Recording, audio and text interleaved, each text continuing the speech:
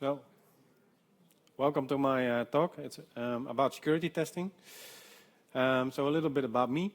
I'm a Java developer from the Netherlands. I work for a company called Xebia, which is a Java consultancy company in the Netherlands. Well, I started out as a developer a long time ago. A few years ago, I moved to work as a security consultant. So it was within the same company. We started a new company, and I worked a couple of years as a security consultant.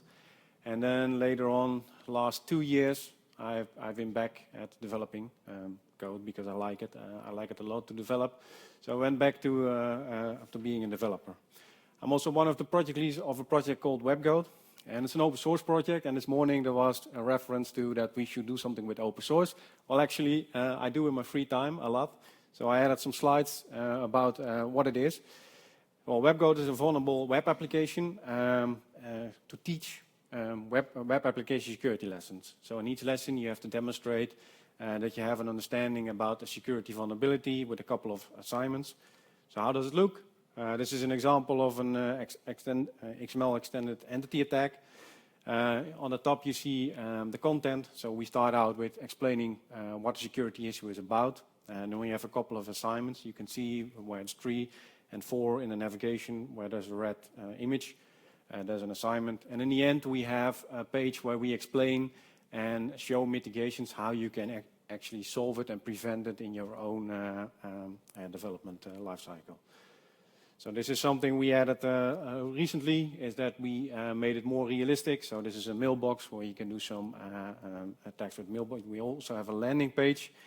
And we also have something where you can actually get the requests which the user actually does. So sometimes you have, as an attacker, you want to know what the user is doing. So you can actually see that and land it on this application as well. So if you want to see more, there's the URL on the bottom. So it's a learn in 3 steps. So that's a nice thing. So it already exists for a long time, since 2001, but still it is very up to date. Sometimes we think it's not realistic anymore, and then something comes along like this one. This was in 2018. Somebody found an SQL injection in the order by method of an SQL statement, and we actually already had a lesson in WebGoat which actually explained how this vulnerability works. So using a prepared statement is not enough. If the order by statement is injectable, you can still, with you using prepared statement, you can still do pull off an SQL injection. So that was kind of cool to see that somebody found on HackerOne, found an issue. As you can see, it's critical, 9.9, and he got a bounty of $2,000. And we also had a lesson which explained it. So back to the presentation. This is the agenda. What I want to do today is talk a little bit about setting the stage, so why is security important, and I have some examples. And then I want to talk about a little bit about terminology, what security testing about, how can you apply it, and where, and then we want to focus on where you start. And then if there's time, because we have 45 minutes, and then I want to look at some examples I have and how can you apply security testing on those examples.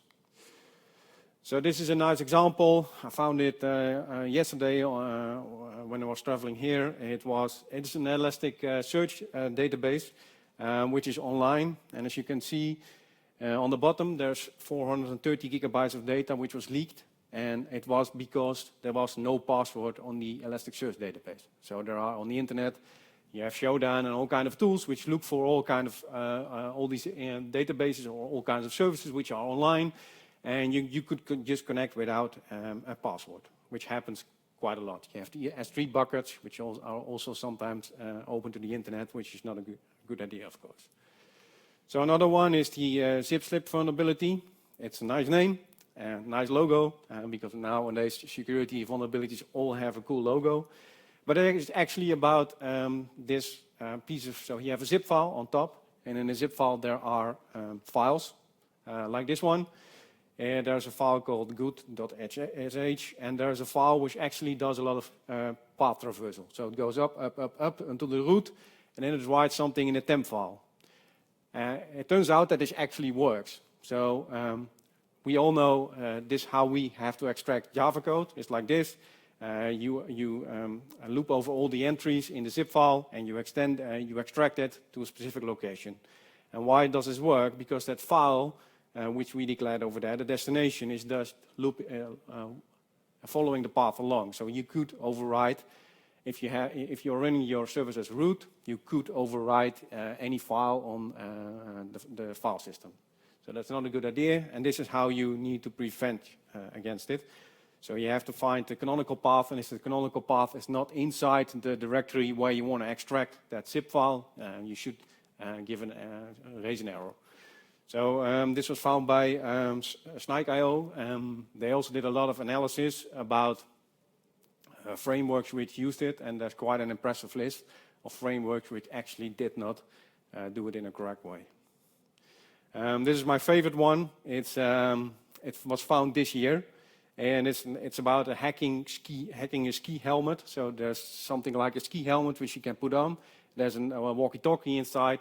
You can listen to audio, and you can also it also follows you around, so it knows exactly where you are via GPS.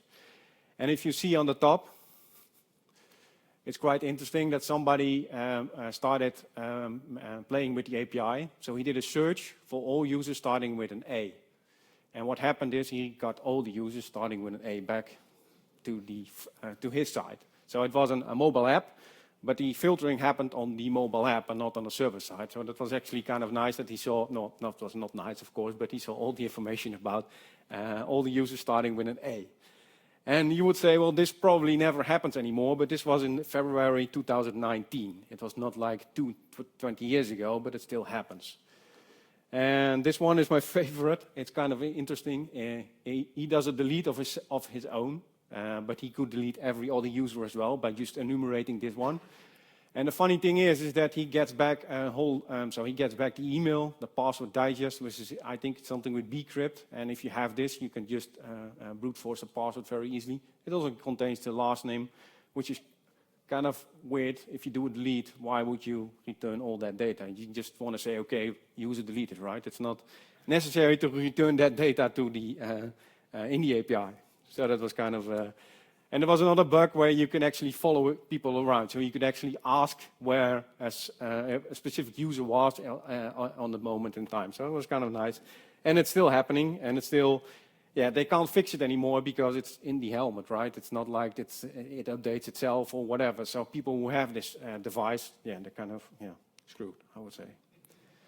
So my motivation for working in security and doing a lot of security things is I worked at a bank, and before we went to production, we always had to get an approval from a pen tester.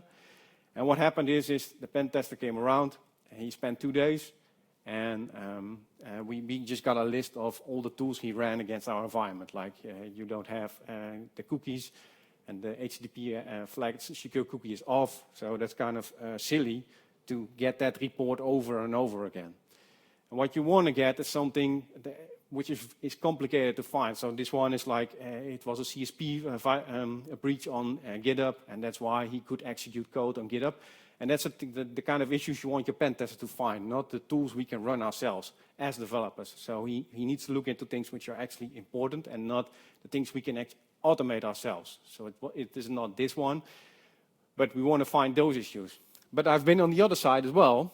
So I kind of get the idea how this works, because a pen tester comes around, he has to do a pen test. Management gives him 2 days to do the pen test. That's completely impossible, right? You can't test an application which has already been built for like 4 or 5 months. It has to go to production, and you as a pen tester get the job. Can you say it's secure or not? That's impossible for 2 days. So you have to be involved all the way, and you can't expect from a pen tester to say, it's good, you can put it in production. I agree. So looking at our software development lifecycle, this is traditional how we work. It's kind of like with the agile way. We do it very fast and very often, but it doesn't change really that much. What we want to do is move security into the direction of the requirement analysis, of course. But nowadays, it's still on the end phase. So just before you want to go to production, security team comes along and says, hey, did you do this? Did you do this? And that's not what we want to do. Is we want to move security towards the top and have it already during the system design and implementation that we know what we need to do and get the information from the security department. So in this presentation, I'm only focusing on the implementation part and the testing part. There's a lot around it. I will briefly touch upon that about the other parts. But in this presentation, it is focused on implementation and testing. So this is a nice quote. If you can, yeah, you can read it. So it's a quote from Werner Vogels, which is the CTO of Amazon. And he says, well, security is everyone's job. And the other part, he says, well, it needs to be integrated into your process. And I think if you read the whole sentence, everything makes sense, right? We have to, so we as developers are moving towards continuous integration, continuous deployments. And we move too fast for security teams to catch on. So we need to integrate it each and every step. And we don't want to wait before going to production on the security team. And there, most of the time, there are more developers than security people, so you can see the queue being formed. So, yeah, well, wouldn't it be nice if the security team and the developers speak the same language and work side by side? So the pentest report only contains real issues, not the simple thing we can easily find with tooling. The CI/CD pipeline does not stop at acceptance because we need a security test, and the security issue remains fixed. And that's the most important thing, I think. Sometimes I did a pen test, and you find some vulnerability in a library. You give it to the developer, and what does the developer do? He upgrades that library to the next version. Half a year later, you come around again, and again there's a new version of the library because there was a security issue found in one of the previous versions. So what the developer should do and the security team should do is, of course, automate that process. So if a security issue is found again in that library, and the pipeline fails and stops and says, hey, you have to update that library and don't depend on a test, which happens not that often to find that issue. So this is a nice, I think, a nice example that we should work together, and security and developers, and not work against each other. And I know I've been on both sides, and I know developers are very good in finding ways around how security wants things to be done. And on the other side, as a security consultant, you don't want to always say no. You want to say yes, but, and then put some boundaries around it.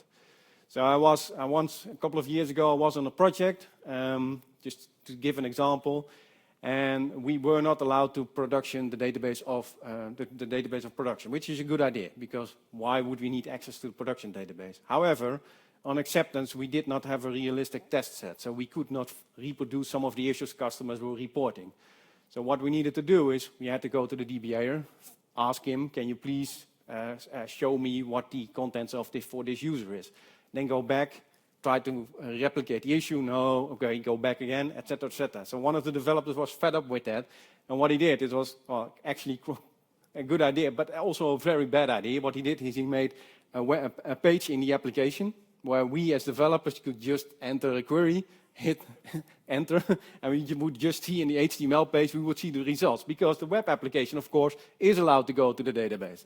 So of course this completely breaks security, but it was a nice way for him to find a way around the whole procedure we had in place. So once he did that, then everybody was convinced that we needed to have a realistic test set on acceptance as well. So security should support the development team. And what can the security team do for the development team? Well, it could provide secure building blocks, like, for example, encryption libraries, filters for CSRF course configuration files, etc. So it could help developers give developers secure building blocks. The other thing security can do is get involved. So do reviews of part of the code. So if a developer changes something with encryption, security should get an alert and say, hey, I want to review this. So you can, so they can add Git for example, if you use Git, you can add triggers. If a file changes, they get an alert and they have to look at it as well. So Slack took it all the way, because Slack is using, of course, internally Slack as their communication tool as well. And they took it all the way, and they have an integration with Jira and Slack. And if you want to read about it on the blog, there's a blog, but if you remember the Go SDL, you will find it. So what they do is they have a form where the developer types in, okay, I want to do something in this area, and you get some questions. You get some questions about what are you going to do? You're going to parse XML. Do you do something with the web? Ask a little bit of questions. And then they know exactly for this story, security knows we don't have to be involved because it's for example, it's only concerned about presenting something on the interface. So we know we do not have to look at that issue. But if we do have to look at that issue, there will be an extra element in a Jira ticket where you have to go to a complete list, which you have to cross off and say this is fine and security has to do this. And once that has been done, then you can merge it to master. So that's kind of the extreme of security, getting security involved. So if you want to start tomorrow with a way of incorporating security in your own development work, this is how you can start. So you pick one of the standards, which you can find on the internet. There are many standards on the internet. They have an explanation about what you need to check, and they most of the time have an explicit set of rules, which give you, for web application, if you do authentication, you have to be aware that you need to check this, this, and this. You take that standard. With the development team, you evaluate that standard, you extract some rules, and you put them in your secure coding standard. So that will be a checklist. So each and every time you have to do you have to look at a pull request. You do a code review. You have that list right next to you, and you say, okay, for authentication this is fine. Yes, we didn't change anything over here. We did change something for encryption. Okay, what do we need to check then? And then once that is done, you can merge it to master. So over time, you go back to the standard. You pick up more rules. You put them in your secure coding standard, and you do the same thing over and over again until you find an issue for which you need training. So if you need some help from the security department to explain to you what the issue is about, you can get that. And then, after you've done this a couple of times, then start looking into tooling. Because what I most of the time see is that a team, they get from management to say, oh, we have to do something with security. We have to do secure coding. And what the team most of the time do is they get a lot of tooling, put it in the CI/CD, and what happens is those tools give a lot of observations. And if you don't know what the tool is saying to you, you have no clue. So what happens is that the developer just turn it off and continue as usual. So what you need to do is first do the bottom part, understand what the issue is about, see if it applies for your application, and then start looking into tooling. So here are some examples. Microsoft, of course, has a methodology, has OpenSum, and I want to focus on this one. This is from OWASP, which is a non-profit organization. WebGoat is also part of OWASP, and they have an application security validation standard, ASVs. So it helps you secure your and maintain secure applications. So they have a couple of levels, level 1, 2, and 3. For level 1, it's a minimum for all web applications. It's specifically targeted at web applications. Level 2 and level 3 depends on your, well, if you need to protect it more because you're a bank or financial institute, you have some separate rules as well. So this is how it looks. It's just a simple checklist. Well, there's an example. For example, the first one, it says when you only should expose HTTP methods which are used in your application. If they're not used, you should turn it off. So that's just a complete list. You can go through them, incorporate them in your coding standard. When you do a code review, just check them off, and if it's okay, approve the pull request. So level 1 is about easy to find vulnerabilities, and most of the items on level 1 can be automated with tools. So that's a nice thing. Because if you look at the picture, if you have an application which, because you are not the only one using the tools, of course, hackers also use those tools to find your application and see if you're vulnerable for an attack.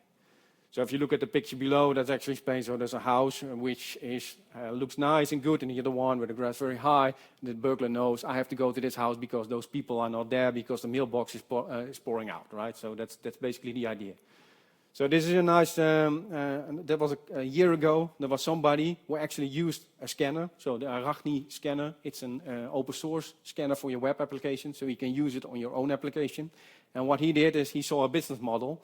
And what he did is he made a Telegram application. So he offered a service where you could give it the URL and you communicate it to Telegram, so nobody would actually see. Well, that's not the case anymore, of course, but it used to be the case that it was end-to-end encrypted. You would give him a URL, you would pay him, and he would scan the application. Because if you pull up the tool and you type in www.google.com, okay, they won't complain.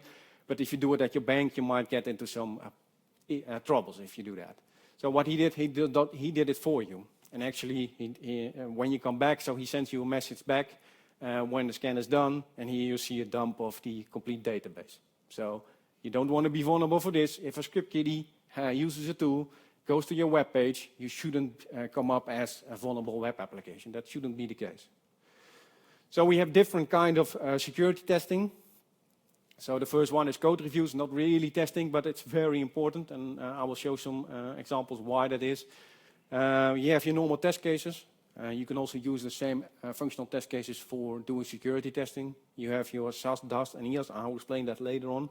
And we focus those tools and those types of security testing apply to implementation and testing. So there's a lot more. I explained in the beginning, there's also threat modeling, you have compliances, you have incident response plans, and all the paperwork you need to do, you need to have in place. And that's outside the scope of implementation and testing. So code review. Code reviews are actually the most powerful way to find security issues. You have all the source code at your hand, at your laptop. You can move anywhere you want, and that's the best way to find issues. It takes a lot of time. And also, you need to have a lot of knowledge about what you're looking at. If you don't have the knowledge, then you wouldn't find an issue. And one thing, it doesn't work very well, it doesn't scale, right? So if you do a code review and you take more than 1 day, I think the manager will be at your desk and saying, what are you doing? Because you're taking way too much time to approve a pull request of another developer. Well, let's look at some examples. I'm not sure whether you can read it, but here's an example of, well, it's a little bit old, but I like the example because there's a whole explanation about AES encryption. And he gives a nice example how you should use AES encryption. So if you go back to this picture, copying from Stack Overflow, people copy this. And does anybody see something wrong with this? If you look at this code, do you see something wrong with this code?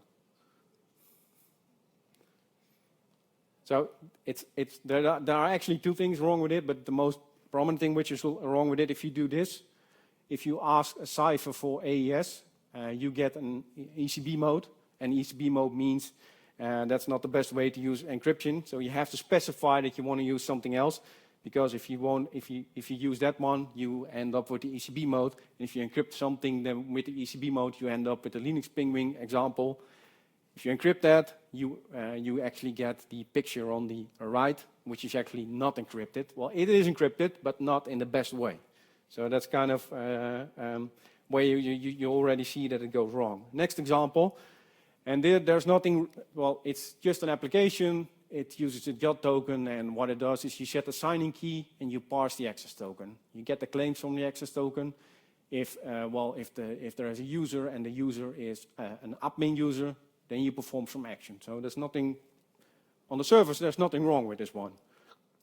However, if we look at the API, we have 2 methods to parse the claims. We have parse claims,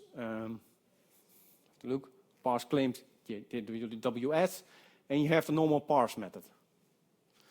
What happens now is if you use the top one, and if the token is not valid, then you end up in the invalid token exception, which is good, because if somebody changes the token, that's fine, and you want to have that. If you use the lower one, it will just go to this one. It doesn't validate the token at all. So if you change the token, you get the token, you set in the token, you set yourself to admin, and the developer uses this method, it will actually do an action as you as the admin.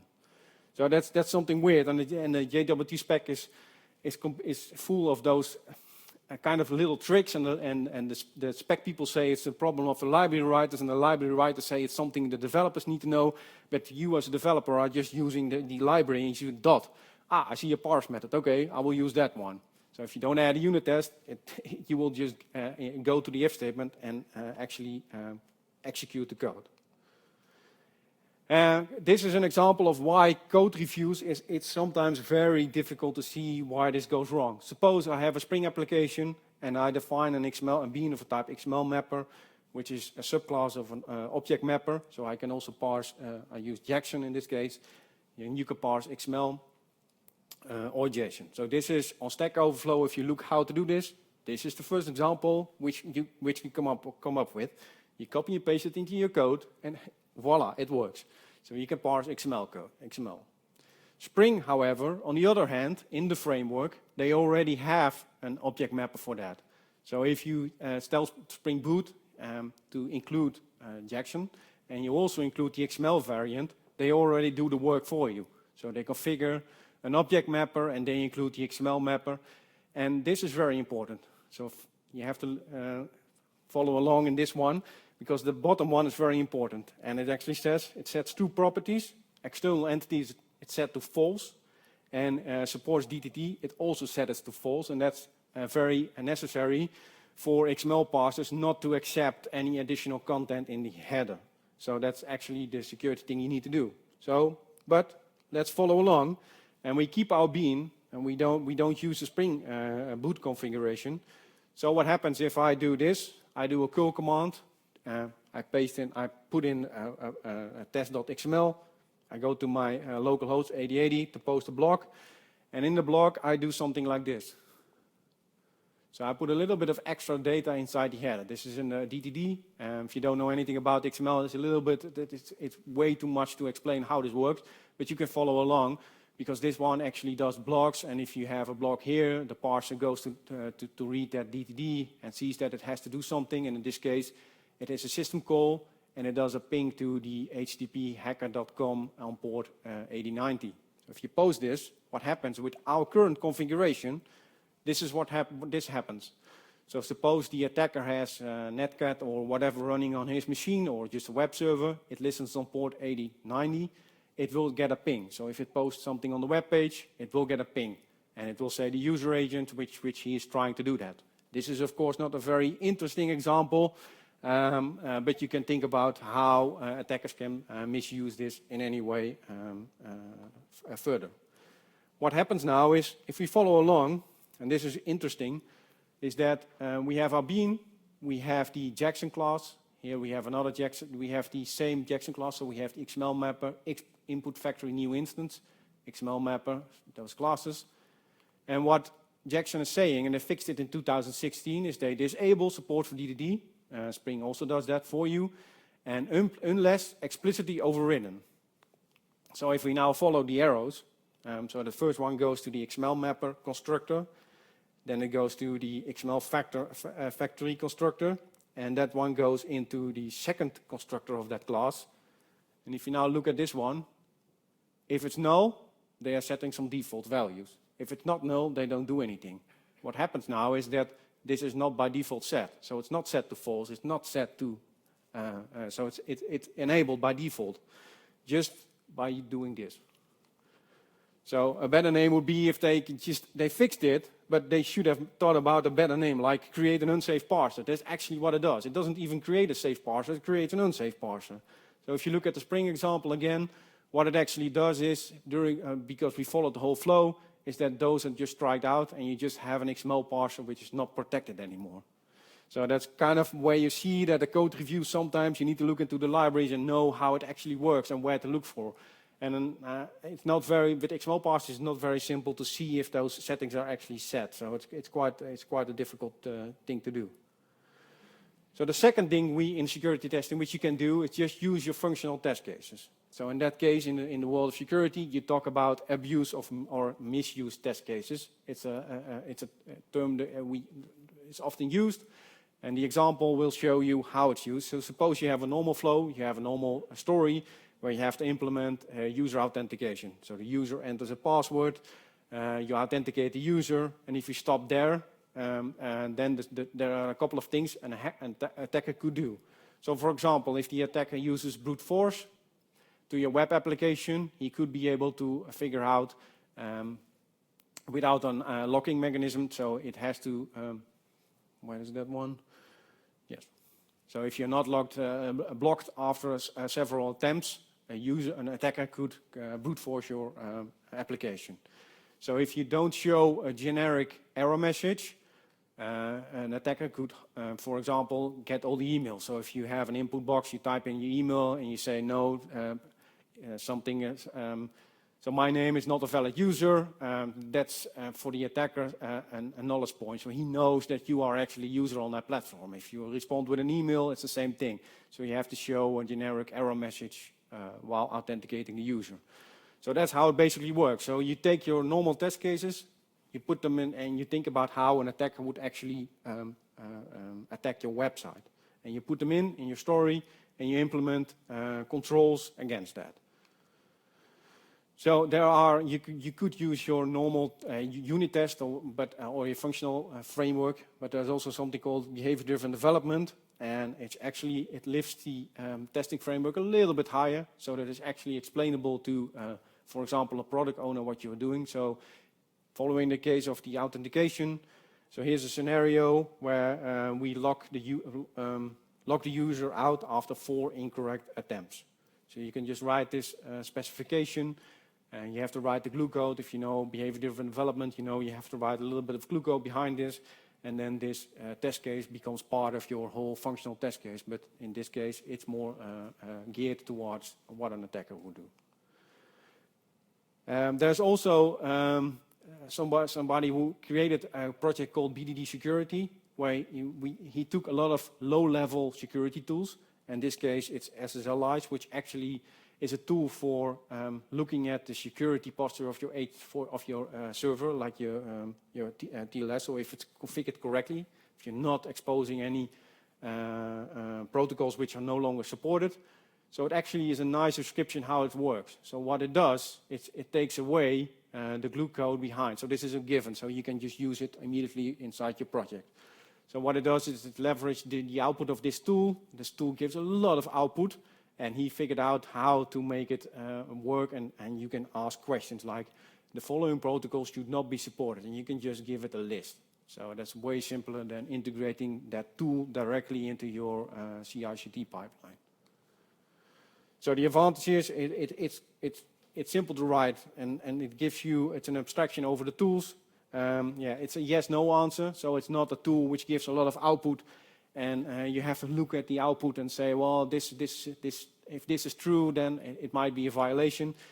The framework does that for you. It doesn't work that well with very noisy tools. So if you have a tool which gives a lot of violations, this approach doesn't work, because you have to work with excludes, and it doesn't work in a nice way. The next thing we can do in security testing is static application security testing, also called SAST, which is tools which just look at your source code or your binaries and help you to find security flaws. So the strength, it scales very well. It's good at detecting certain class of errors, and the output points you directly to the source code. So that's a very convenient thing. So if you do something with encryption, so the example I showed before, you can look at it in the source code, but it will also show up in any good static analysis tool. Well, there are some weaknesses, of course.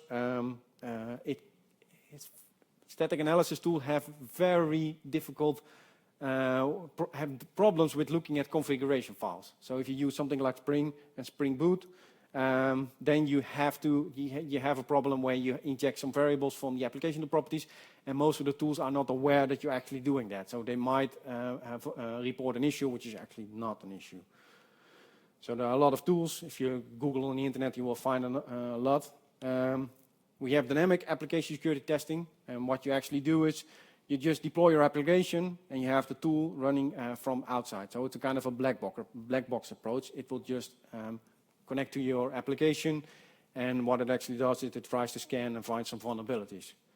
So yeah, it's nice. It's easy to use, because you just have to give it a URL, point it to the server, and it will just try to find some issues. What it actually is not helping you with is it cannot point to where that flaw is in your application. So it does not give you a source line. It just gives you a general observation. You have an issue with this. And then you have to look in your source code where that actually is. So there are some weaknesses, of course. So it's not as close to the developer. And the thing which I like, which is the most important, why sometimes you cannot use it, is because if you have a login page, that works fine because you can instruct the tools with a login. But if you have multi-factor authentication on your application, well, good luck with that, because that tool will never pass multi-factor authentication. You cannot do that. You have to do something and, turn off multi-factor authentication, which might not be a good idea, but it doesn't work for that class of authentication. So there are a lot of tools. Interactive application security testing, and this is kind of the future. There are not a lot of vendors in this area, but what it actually does is this installs an agent inside your application. So if you run your functional test cases, for example, against your application, you have this agent running. It looks through your source code and see if there's actually a possible vulnerability inside your source code. That leverages a little bit because it's closer to the source code. So it can actually point you, in Java, it can point you to the bytecode and say, on this line, you do this, and that might end up in a vulnerability. So that's kind of cool. So this is, of course, so you have two scenarios where you have your functional test cases. Here's the agent running in your server, and here is the dynamic application security scanning tools, which you can actually also instrument with this one, the interactive variant. And this will help you. So this tool, when you not use this one, it will give you a lot of errors, violations. But if you apply this approach, this one will filter out the actual problems. So that's kind of the next level where I think the whole security market will go in terms of security testing. So we have pentest. We actually talked about it. I will skip it for time being. So let's put it all together. So you as a developer are developing some code, and you can use the security blocks which are provided by the security team. You have your static code analysis tools running on your machine as well. So before you make a pull request, you run them, you fix all the issues you generated, and make a commit to Git most of the time. And then the team does a review. The team has the secure coding standard we talked about, looks at the pull request, see that you actually adhere to the secure coding standard. At the same time, Jenkins or GitLab or whatever you have is running the pipeline, the CI/CD pipeline. It also has all the security tools like the SAS tooling, the DAS tooling. Everything is incorporated, maybe even have the agent running inside the application. And then when we have the security team involved as well, they will also look at the pull request and give you a thumbs up or a thumbs down if you are not adhering to the coding standard. So this is on the development side. So this is something we can control. On the other hand, you have, of course, still the pentester. So the pentester is over there. And he starts looking at the applications in a context. So, for example, if you do something in system A, it triggers something in system B, and all of a sudden something falls over in system C. So he doesn't have to look anymore at the simple things, like here we have our scanning tools, here we have our scanning tools. The security team is involved, and the pen tester can just look at the real issues. So I have, let me see, 5 minutes. So I will go to my conclusion. Let me see yes. So yeah, so so as a conclusion, we have to make developers aware, like we saw in this presentation. Like we can do that with code reviews. It's all about getting the security into your system. Like when I started developing, unit testing and functional testing wasn't part of my job. We just programmed away, and we threw it over the wall, and testers would pick it up and would test it and 6 weeks later you would get a bug of something you did 6 weeks ago. And that's how it worked. And then we found out that doesn't actually work very well, so we have to incorporate testing into our development lifecycle. Not saying that a tester is no longer necessary. Of course, it's still necessary to look at and define all the test cases, but still developers nowadays write normal unit test and functional test cases. So we have to do the same with security. Security has to move towards developers because we want to do a lot of deployments, maybe multiple times a day. So we can't wait on the security department to give a go. You can't wait on a pen tester to give a go. You want to go to production. So that's why we need to move it into our software development lifecycle. And if you want to play around on a Friday afternoon, just pick one of those tools, like the Hockney Web Scanner, just point it at your acceptance environment and see what happens. So you can also test the security department. Like if you use SQL map, if you use it, that tool is so noisy. If the security department is not standing after 5 minutes next to your desk, you know there's something wrong with your security department because that tool generates so much noise on the network. It's completely, if they are not responding, you don't have a good security department. And start with fixing just the obvious mistakes. Just follow along level 1 tests, fix them. And if you fix them, then start looking into level 2, maybe level 3. Maybe it's not applicable for your application.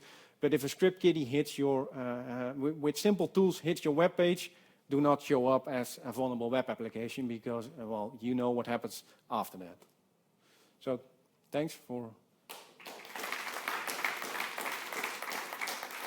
Any questions? Thank you.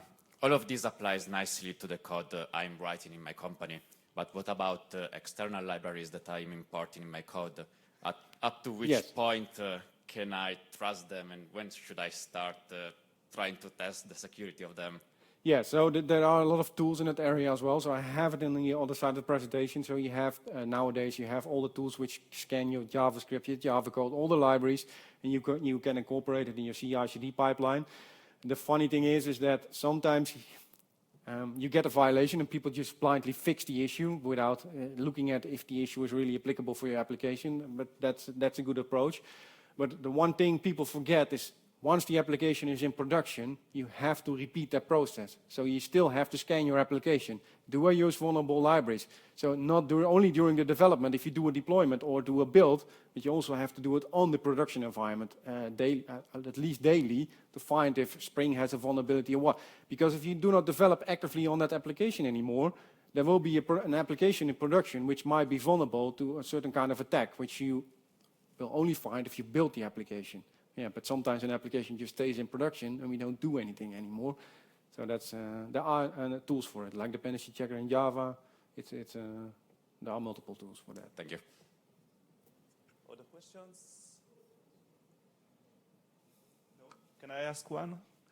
Sure. What do you see as a let's say most common vulnerabilities in application? Well, the most common are the injection parts. So in the web, for yes. example, XSS and yes. So the last thing I looked at was an application where people develop a REST application, and then all of a sudden they thought, we also have to have a UI, and then they use the same APIs, and then it all.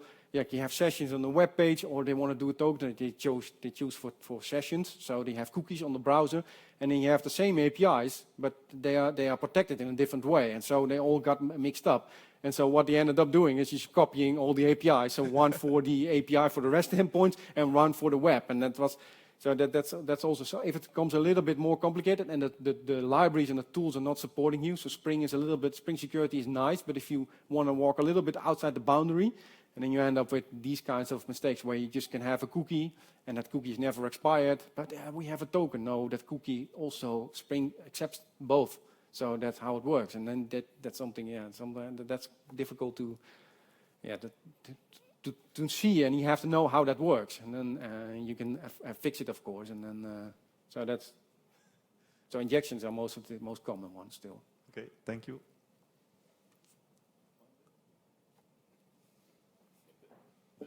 Thanks.